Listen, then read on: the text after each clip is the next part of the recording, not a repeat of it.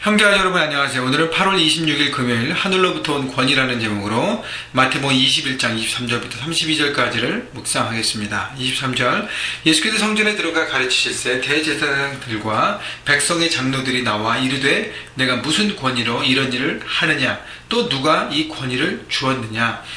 자, 예수님께서 성전에서 가르치실 때 대제사장들과 장로들, 그러니까 유대 종교 지도자들이 나와서 예수님 앞에 질문합니다. 누가 이 권위를 주었느냐?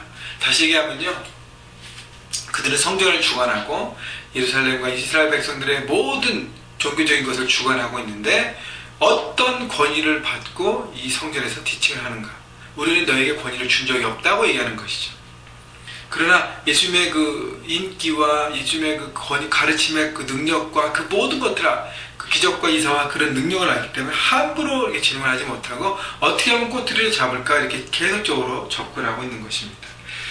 24절 예수께서 대답하시되 나도 한 말을 너에게 물으리니 너희가 대답하면 나도 무슨 권위로 이런 일을 하는지 이르리라. 예수님은 그 대제사장들과 장로들의 의도를 파악했습니다.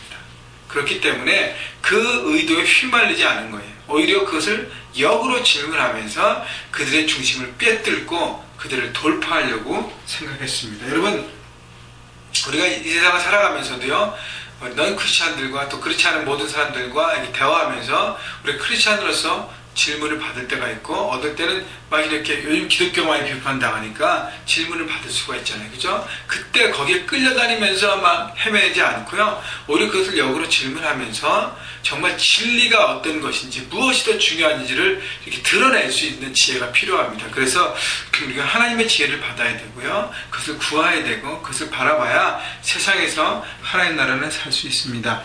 자, 예수님께서 질문하신 것은 25절 요한의 세례가 어디로부터 왔느냐? 하늘로부터 왔느냐? 사람으로부터 왔느냐? 그들이 서로 은하여 이르되 만일 하늘로부터라 하면 어찌하여 그를 믿지 아니하였느냐 할 것이요 만일 사람으로부터 하면 모든 사람이 요한을 선자로 여기니 백성이 무섭다 하여 라고 합니다.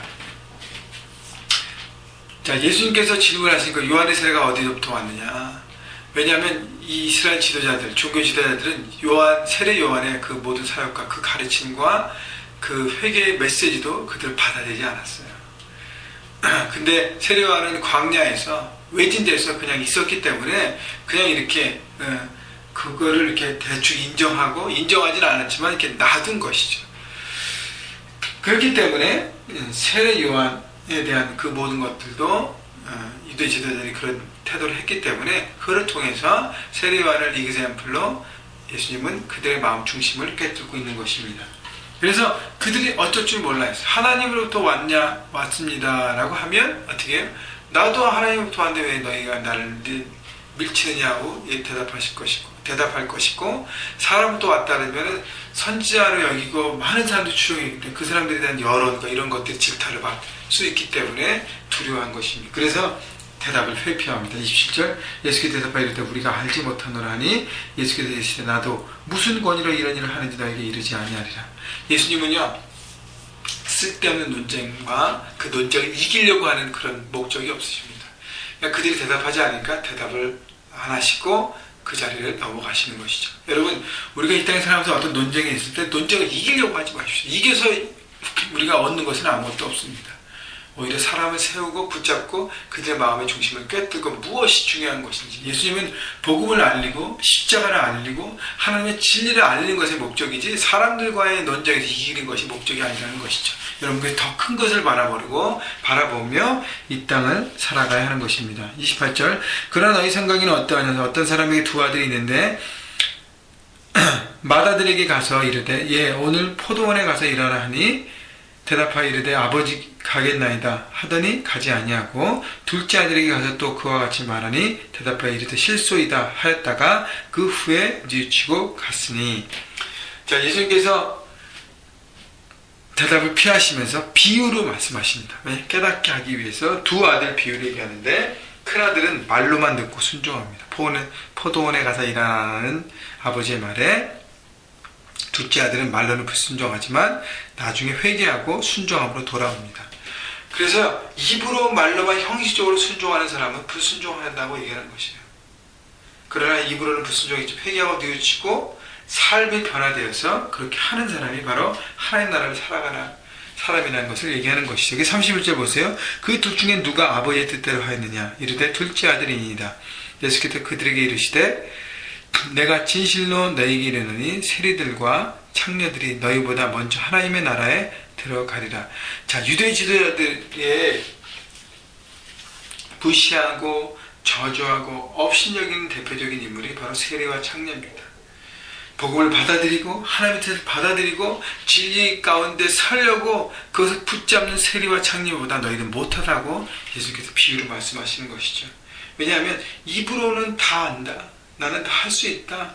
다 좋은 위치에서 다 깨달았다. 그리고 입으로만 다 할 수 있다라고 순종하며 형식만 갖춰있는 유대 지도자들보다는 형식은 없지만 알지 못하지만 그러나 그 말씀대로 살아가는 세리와 창녀가 더 하나님 나라의 위대한 사람이라는 것이죠. 32절 요한의 의의 도로 너희에게 왔거늘 너희는 그를 믿지 아니하였을 때 세리와 창녀는 믿었으며 너희는 이것을 보고도 끝내 뉘우쳐 믿지 아니하였다.